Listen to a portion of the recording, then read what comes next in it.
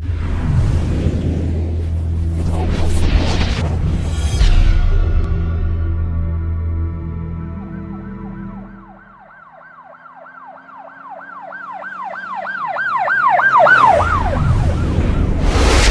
वालेकुम नाजरीन, शाहिद चौधरी ऑफिशियल के साथ मैं हूं आपका मेज़बान अब्दुल्ला तनवीर। नाजरीन, टोबा टेक सिंह मारिया बीबी कत्ल केस काफ़ी ज़्यादा पजीराई दी गई थी इसको social media, main stream media पे।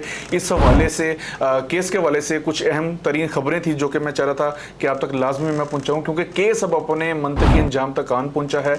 बेसिकली जो जज साहब थे उन्होंने दो जो कहा जा रहा था कि इसके सगा भाई शहबाज और इसकी जो भाभी थी सुमेरा नामी ये खातून, इन्होंने इसको कत्ल किया था। ऐसा बिल्कुल भी नहीं है। जज साहब ने अपना फैसला सुना दिया है जिसमें वाजिया जो चीज़ है वो दिखाई गई है कि इसके सगे बाप ने और इसका जो भाई था फैसल, इन्होंने इसको कत्ल करवाया है। बात रही वीडियो बनाने के हवाले से, तो नो डाउट इसका जो भाई शहबाज था वीडियो बनवा रहा था, लेकिन मजीद जब तहकीकात की गई है तो सामने आ पाया है कि जो इसका भाई था उसको थ्रेट करके इसके बाप और दूसरे भाई फैसल की जानिब से वीडियो बनवाई गई थी, जिसके बाद उस जो ऑडियो थी उसकी मजीद उसकी सर्चिंग की गई थी, उस ऑडियो को मजीद क्लियर किया गया था, जिसमें वाज़ेह अल्फाज में उसका भाई शहबाज कह रहा था कि आप ये काम ना करें, इसका जो साइड इफेक्ट्स होंगे वो काफ़ी ज़्यादा बुरे होंगे। बहरहाल नाज़रीन, ये चीज़ एक बार फिर से सामने आ गई है कि इस चीज़ को एक हवा बनाया गया था। किस हवा पे ये केस चल रहा था कि गैरत के नाम पे इस केस को लेकर आ गए थे, लेकिन जो हकायक थे, जो सच था वो सामने आ गया। मैं चाह रहा था मजीद जो चीज़ें हैं,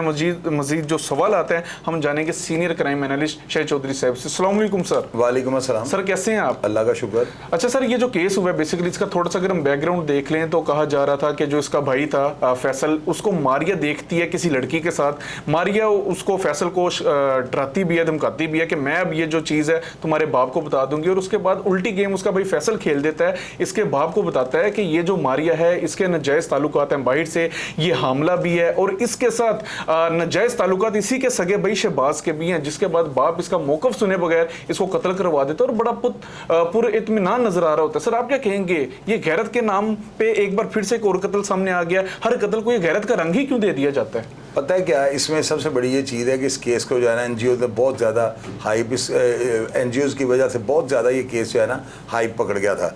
इस केस को जो है ना अब साल अगर पीछे चले जाए, तकरीबन साल की बात है, तो ये केस जो है ना बड़ा ज़्यादा वायरल हुआ था। उन दिनों बलाज का केस भी पीक पे था और साथ साथ ये क्योंकि वो केस बड़ा था, वो इसलिए छोटा केस, इसको क्या है ना, इसको इतनी अहमियत लाहौर के मीडिया ने नहीं दी। ये बहुत मशहूर मारूफ केस था और एनजीओ इसके अंदर बड़ी इन्वॉल्व थी। और सबसे पहले मैं ये तारिक गुजर एडवोकेट है ना वहाँ पे टोबा टेक सिंह अंदर, इनको खराजे तहसीन पेश करूंगा कि उन्होंने इतने टफ केस में, यानी कि इस केस के अंदर ये था कि आईजी साहब का जो है ना उनका ऑर्डर था कि इस्तगासा इतना ज़बरदस्त लिखिएगा कि एक मुलजम भी जो है ना या मुजरम वो अदालत से ना बच सके, उसको सजा होनी चाहिए, यानी इस्तगासे में गलती ना कीजिएगा। इसके बावजूद ये तारिक गुजर एडवोकेट जो हैं, इन्होंने क्या उसके इसके ऊपर मेहनत की होगी, क्या उम्र की है कि इन्होंने शहबाज को और उसकी बीवी को जो है ना बरी करवा लिया है। बाकी जो दो मुलजमान हैं वो सजाए मौत हो गए और मेरी नज़र में ये बहुत बेहतर हुआ है। आप ये तस्वीर जो स्क्रीन पे नाज़रीन देख रहे हैं ना, इस तस्वीर में आप ये देखें कि ये लड़की का बाप, जो लड़की मरी है ना, जो इस बच्ची को जो मार रहे हैं, वो तस्वीर के अंदर आप देख सकते हैं उसका भाई उसका गला दबा रहा है और वालिद साथ बैठा हुआ है। इस तस्वीर में ये चीज़ वाज़ेह देखी जा सकती है। और दूसरा मैं ये चाहता हूँ, पहले आपको मैं तारिक जो है ना गुजर एडवोकेट, उनकी ये ऑडियो सुनाऊँ ताकि आपको अंदाज़ा हो सके कि उन्होंने किस तरह के केस को जो है ना, यानी उसके ऊपर मेहनत की और केस को बरी करवाया। पहले आप ये ऑडियो सुने। इसमें ये वक़ूआ है 17-18 की दरमियानी शब का 2024 का। इसमें मारिया बीबी को उसका भाई, उसका वालिद और तीसरा भाई शहबाज और उसकी भाभी जो सुमेरा थी, इनको मुलव्वस किया इन्होंने इस वक़ूए में। और उसकी जो वीडियो शहबाज ने बनाई थी वो सफ़ा मिसल पे है। और ये ट्रायल हुआ अब्दुल हफीज़ भुट्टो साहब की कोर्ट में, जिसमें ये बहुत लेंथी और टेस्टेड केस था, जिसमें 35 कसगवाहन की शहादत रिकॉर्ड की गई। और जो तमाम पंजाब की प्रोसिक्यूशन थी, उतने जितने भी इसमें इंटेलिजेंट प्रोसिक्यूटर थे उनको तैनात किया गया था। और आईजी साहब की तरफ से ये तमाम हदायत थी कि अगर इस केस में कोई मुलज़म भी बरी हुआ तो आप भी महकमे से फ़ारिग समझें, क्योंकि एनजीओ को इसमें बहुत सपोर्ट थी, प्रोसिक्यूशन को, पुलिस को, पंजाब पुलिस को ख़ास तौर पर। और अल्लाह ताला ने मेहरबानी की, मैंने सुमेरा और शहबाज की नुमाइंदगी की और उनकी तरफ से कौंसल था और इनको अदालत ने बाइज़्ज़त तौर पर बरी कर दिया। जबकि जो फैसल और उसका वाला अब्दुल सत्तार था जो वीडियो में दिखाई देते हैं चारों ही, उन दोनों को कैपिटल पनिशमेंट सजाए मौत दी गई। अब इस ऑडियो को आपने सुन के अंदाज़ा लगा लिया है कि जितनी मेहनत उन्होंने की होगी, चूँकि मेरा सारा ख़ानदान, मेरे सारे वकलाए फैमिली के, मैं बड़ा बखूबी इस काम को जानता हूँ कि बड़ी मेहनत के बाद जो है ना ये केस इन्होंने बरी करवाया होगा। अब नाज़रीन जो है ना हक़ाइक़ की तरफ आ जाते हैं। आप ये देखिए, गैरत के नाम के ऊपर जो है ना एक झूठा प्लांटेड 302 का केस छुपाया जा रहा था, उसकी बॉडी को इन्होंने दफना दिया है। ये तो पुलिस वाले जो है उनको किसी ने कॉल करके बताया कि ये सर मामला ये है। बाद में जब ये वीडियो वायरल होती है तो आपको पता है आईजी पंजाब ने फिर इसके ऊपर इंक्वायरी होल्ड कर दी और पुलिस वाले जो है ना उन्होंने कब्र कुशाई करवा के ये केस को ओपन किया है। और इसके बाद एनजीओज इन्वॉल्व हो गई। एनजीओज का बहुत ज्यादा प्रेशर था कि जो मुजरम है वो अदालत से ना बच सके, इसके बावजूद केस को बरी करवाना बहुत मुश्किल था, जो कि तारिक गुज्जर साहब ने साबित कर दिया है कि हक और सच की जो है ना फतह होती है। बिल्कुल सर। अच्छा सर, मेरी ना तारिक गुज्जर साहब से बात हुई थी, कॉल पे भी बात हो रही थी, उसमें वो कह रहे थे कि ये जो पुलिस थी, पुलिस दूसरी पार्टी की बहुत साइड ले रही थी। पुलिस तो समझ लें कि ये जो शहबाज नामी मुलजिम था, इनके ऊपर आप ऐसे भी कह सकते हैं कि जबरी तौर पे इनके ऊपर ये केस डाला गया था। पुलिस दूसरी पार्टी की काफी साइड ले रही थी, जिसके बाद जो बेसिकली एडवोकेट जनरल थे उन्होंने पूरे पंजाब के जो प्रोसिक्यूटर थे इनको इकट्ठा कर लिया था और उसके बाद जाके जो फैसला हुआ ये अपने मंतकी अंजाम तक आन पहुंचा है। सर, पुलिस की मुदाखलत, पुलिस की शमूलियत हर केस में ऐसे क्यों आ जाती है? पता है क्या होता है, मैं आपको बताता हूँ, हालात तो वाकयात पे डिपेंड करता है। अब्दुल्ला, पुलिस हर केस में इस तरह नहीं करती। एनजीओज का प्रेशर बहुत था इस केस के ऊपर ना, आपको शायद नहीं अंदाजा। मैं तो इस केस को, मैंने इसके ऊपर मेरा एक प्रोग्राम या 2 प्रोग्राम किए हुए हैं, मुझे अंदाजा, और मेरी मेमोरी आपको पता बड़ी तेज, बड़ी फिट एंड फाट है। मैंने जो अंदाजा लगाया ना, ये एनजीओज का प्रेशर बहुत ज्यादा था, वरना पुलिस वाले ऐसे केसेस में इतनी मेहनत नहीं करते। वो कहते हैं मुद्दई सुस्त गवाह चुस्त वाला काम नहीं है यहाँ पे मुद्दई को लेकर साथ चलना पड़ता है ना। तो वो पुलिस क्यों आउट ऑफ द वे गई, इसकी वजह जो थी ना वो एनजीओज का प्रेशर था। अच्छा, एनजीओज के प्रेशर की वजह से? बिल्कुल। क्योंकि सर एडवोकेट साहब से मेरी बात हो रही थी, उसमें उन्होंने ये भी कहा था कि कुछ ना झूठे गवाह भी इन्होंने बना दिए थे, जैसे कि एक इमाम साहब को गवाह बना दिया था शहबाज के खिलाफ, उसके बाद जो वहाँ का सिक्योरिटी गार्ड था। बहरहाल सर, अल्हम्दुलिल्लाह सुम्मा अल्हम्दुलिल्लाह ये केस अपने मंतकी अंजाम तक जान पहुंचा। सर, मुझे एक चीज़ क्लियर कीजिएगा, एसएचओ साहब पे जब जैसे ही उनके ऊपर वजन पड़ा है, केस के हवाले से बर्डन आया, देन उन्होंने कहा कि मुझे अपनी जिंदगी बड़ी प्यारी है, मुझे अपनी सीट बड़ी प्यारी है, मैं केस का हल चाहता हूँ। सर, आप नहीं समझते कि इस तरह के इदारों को पहले ही इल्म हो जाता है, पहले ही पता चल जाता है कि आखिर इस केस में गिल्टी कौन है?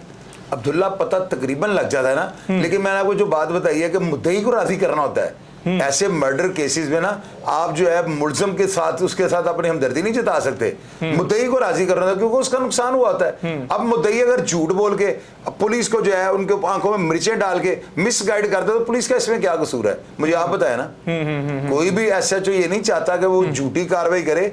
कोई 302 होती है, हर बंदे को ये पता है मैंने मरना है। तो इस केस में ऐसे जो केसेस होते हैं ना कत्ल के, इनमें पुलिस वाले बिल्कुल जो है ना बैलेंस रख के चलते हैं, क्योंकि उनको अपनी मौत भी याद होती है। ये सिर्फ जो है ना मुद्दइयों को राजी करने की हद तक मैं आपकी बात से जो है ना एग्री कर सकता हूँ। अच्छा सर, ये 15 से 16 मिनट की ये वीडियो थी, बाप सामने बैठा हुआ था, जब उनकी आवाज़ को मजीद इन्वेस्टिगेट किया गया तो वो शहबाज बार बार उनको रोकता रहा है। सर, आप क्या समझते हैं माशरा किस तरफ जा रहा है? बाप के सामने कत्ल किया जा रहा है और बाप बड़ा पुरइत्मीनान, बड़ा मतलब उसको फील ही नहीं हो रहा कि उसकी बेटी को मारा जा रहा है, बल्कि डंडे के जोर पे उसी के दूसरे बेटे शहबाज से वीडियो बनवाई जा रही थी। अब्दुल्ला, देखो बात सुनो, ये जो बात है ना, मैंने बताया आपको कई प्रोग्राम, जो खानदगी की शरह कम है, लोगों का अंदर इतना शाऊर नहीं है।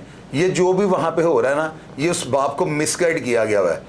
आप बताओ कि आपके साथ जो भी आपने रिसर्च किया इस प्रोग्राम में, बातें ये सामने नहीं आई कि शहबाज को और उसकी बीवी को मिसगाइड किया गया है, यानी उसके बाप को भी ये कहा गया कि ये किसी ना खराब है, हालांकि बेटा उसका जो है ना उसको उसने किसी हालत गैर में देख लिया हुआ था। लड़की गवाह थी, इस वजह से उसे मार दिया गया। और ये गैरत के नाम पे कत्ल जो है ना, ये हमारे पाकिस्तान के अंदर बड़ी सोच समझ के ये जो है ना चीज को ऐड करना चाहिए। गैरत के नाम पे कत्ल, ये तो मजाक बन गया हुआ है।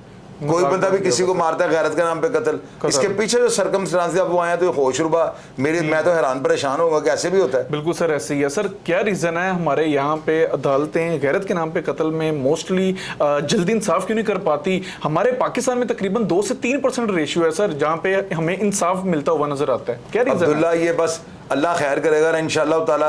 हम जो पेवस्ता रह शजर से उम्मीद है बहार रख, बेहतरी की तरफ जा रहे हैं इंशाअल्लाह ताला। निज़ाम चेंज हो रहा है और मुझे उम्मीद है आइंदा ऐसे केसेस के ऊपर जो है ना बहुत ज्यादा मजबूत निगाह कर रख के जो है ना पुलिस वाले FIR दर्ज करेंगे इंशाअल्लाह। बिल्कुल सर। सर, मेरा लास्ट क्वेश्चन है, देन हम अपने प्रोग्राम को वाइंड अप करते हैं। सर, ये सारा मामला मैंने देखा है, सब कुछ देखा है, यकीन कीजिएगा मैं खुद बहुत ज्यादा हैरान कुन तौर पर मुझे ये चीजें नजर आई है। मैं खुद बहुत ज्यादा हैरान हो गया था कि ये आखिर हो क्या रहा है। पहले तो इसके भाई के ऊपर इल्जाम लगा दिया गया, बाद में जिसमें खुद बाप और दूसरा भाई फैसल मुलविस पाए गए हैं। सर लास्ट क्वेश्चन है, सर आप क्या पैगाम देना चाहेंगे, क्योंकि जहरी सी बात है आप एक मोटिवेशनल स्पीकर भी हैं और आपकी बातों को अफसरान भी मानते हैं अकॉर्डिंग टू क्राइम। सर गैरत के नाम पे जो बंदा गैरत का नाम दे दे कत्ल करने के बाद, उसकी क्या सजा होनी चाहिए? आपका तजर्बा, आपका एनालिसिस क्या कहता है? अब्दुल्ला, पता है कि ये सवाल आपने बड़ा पेचीदा सा कर दिया ना। अब इसके ऊपर मैं क्या राय दे सकता हूँ? मैं तो यही कहूँगा कि यार एक घर में अगर कोई बंदा या लड़की कोई ऐसी बददियानती बगैरती या इस तरह का काम करता है तो मुझे ये बताएं। उस एक तरफ तो मैं कहता हूँ कि यार अगर कोई इस तरह का स्टेप होना तो ये बात होती है, बंदा कहता है कि यदि भैन तेरी निकल गई, इसकी माँ तो नहीं घर से भाग गई। ये ताने मैंने लोग मारते हैं। अगर इन तानों मैनों की ज़्यादा में अगर रियलिटी पे अगर कोई बंदा किसी का नुकसान कर देता है तो वो कत्ल नहीं है वो बंदा मार रही मैं, लेकिन वो ये नहीं है कि आपने बिला जवाज किसी को मार दिया। गैरत जो है ना वो हर बंदे के अंदर होती है। और आपको पता है कि मैं ये मशवरा किसी को दूं कि गैरत के नाम पे कत्ल करना छोड़ दो तो ये बात भी गलत है। लेकिन यार कम से कम अदारों को ये सोचना चाहिए कि अगर कोई बंदा हकीकत में वाकई वो बंदा मजबूर हो गया हुआ था और उसके लिए मजबूरी बन गई थी कत्ल करना, तो उसको थोड़ा रिलीफ तो मिलना चाहिए ना। लेकिन अगर वो बिला जवाज किसी जमीन जायदाद की खातिर अपने भाई को बहन को मार देता है तो फिर यहाँ पे जो है उसको सजाए मौत ही होती है। बिल्कुल सर, कत्ल तो कत्ल होता है ना, चाहे जो मर्जी हो जाए। बहरहाल नाज़रीन, ये हमारा आज का प्रोग्राम था। आपने देख लिया टोबा टेक सिंह के केस, काफी हाईलाइटेड केस था। सर की बात बिल्कुल बजाय, उस टाइम एहसन शाह वाला केस बहुत ज्यादा हाईलाइट था। हम इसके ऊपर मजीद इंक्वायरी तब नहीं कर पाए थे, लेकिन इसका जो फैसला अदालत ने इस लड़की को, ये जो मारिया बीबी नामी ये खातून है, ये जो लड़की थी, इसके बाप और भाई को सजाए मौत सुना दी और इसका जो भाई शहबाज था और इसकी जो भाभी थी सुमेरा, इनको केस से बरी कर दिया है। तो आप लोग क्या सोचते हैं? गैरत के नाम पे कत्ल को आप किस तरीके से देखते हैं और क्या सजा होनी चाहिए? कमेंट सेक्शन में अपनी राय से जरूर आगाह कीजिएगा। इसी के साथ अपने मेजबान अब्दुल्ला तनवीर को इजाजत दीजिए। अल्लाह निगहबान।